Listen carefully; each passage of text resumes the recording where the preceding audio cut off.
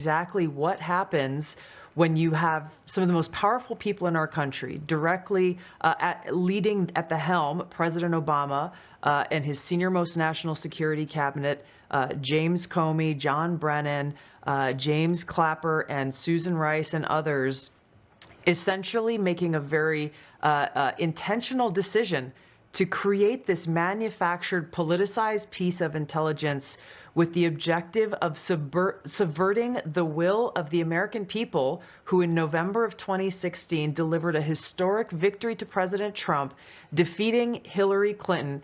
And President Obama and his team, their goal was to essentially not accept the decision of the American people, and to use this manufactured, politicized intelligence as a means to enact what would become essentially a years-long coup against President Trump. You have gone into great detail over these years of what the effects of this document and this decision have resulted in. Obviously, a years-long Mueller investigation that cost taxpayers almost $40 million, 2 congressional impeachments, endless smears and attacks against not only President Trump, but his family. He had senior members of his team who were investigated, some arrested and jailed. We had heightened and increased tensions between the United States and Russia. The list goes on and on about the consequences of President Obama and his senior cabinet members politicizing intelligence once again, and I say these words very clearly, to enact what was essentially a years-long coup, subverting the will of the American people in that election in November. Now, you referenced this President's Daily Brief document that was drafted for President Obama in early December that reaffirmed what the intelligence community professionals, as you say, had been assessing for the previous 6 months leading up to the election, which was that Russia neither had the intent nor capability to essentially hack the outcome of the U.S. election.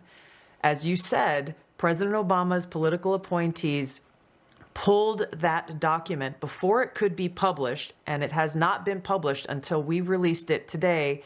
And the very next day after they pulled that document, President Obama called a National Security Council cabinet meeting to discuss how Russia interfered with the election. Again, this is the first week of December. 9th, President right? Trump had already won. Correct. This is the December 9th meeting.